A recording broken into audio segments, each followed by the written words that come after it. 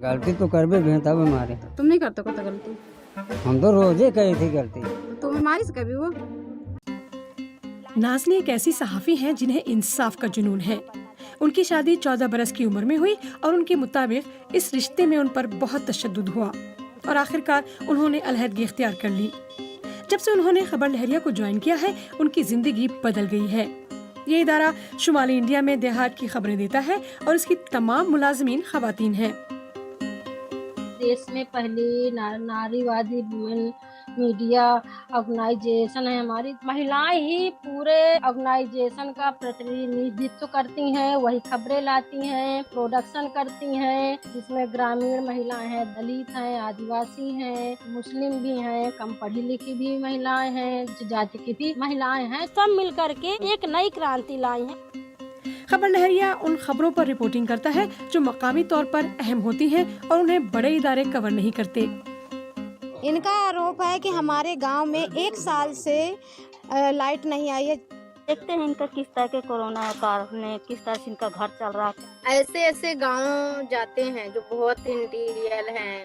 अभी जब मैं पानी की कवरेज कर रही थी तो लोगों ने बोला कि चलिए कम से कम मीडिया भी तो उनके गांव आने लगी। तो मतलब ये शब्द सुन करके अपने आप में भी बहुत गर्व की बात होती है। खबर लहरिया 20 साल पहले एक सफ़े के अखबार के तौर पर बुंदेलखंड इलाके में शुरू हुआ था। इस अखबार को छापती भी खवातीन थीं और डिलीवर भी खवातीन ही किया करती थीं।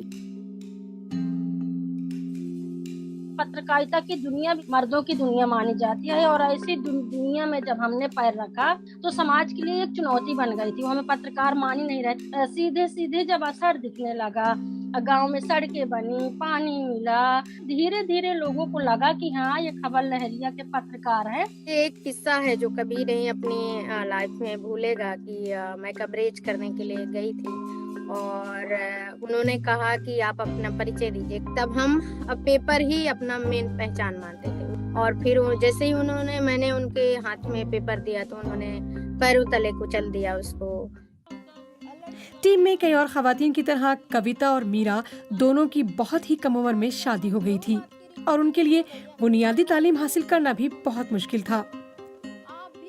घर मेरा सीधे दिखता था क्लास से और जब वो भूखी होती थी तो मेरी दादी ना सीधे से वहीं से चिल्लाना शुरू करती थी कि आ जाओ दूध पिला जाओ। मेरे क्लास में जो बच्चे थे बहुत मजाक भी उड़ाते थे। कविता और मीरा दोनों का ताल्लुक दलित तबके से है जिन्हें अछूत माना जाता है और कानून साजी के बावजूद भी उन्हें डिस्क्रिमिनेशन का सामना रहता है। जातिगत मुद्दों पर जब हमने सवाल उठाया, हिंसा पर सवाल उठाया तो उच्च जाति के लोगों ने कई बार बहुत गालियां दी हैं, तो कई बार लोगों ने तमंचे भी निकाले हैं।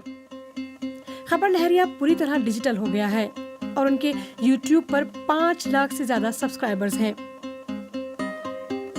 बगावत से भरपूर इस कहानी पर एक अवार्ड याफ्ता डॉक्यूमेंट्री भी बनाई गई है। जूझते तब भी थे, जूझते अब भी थे, बस स्थापित हो गए हैं, कॉन्फिडेंट आ गया है।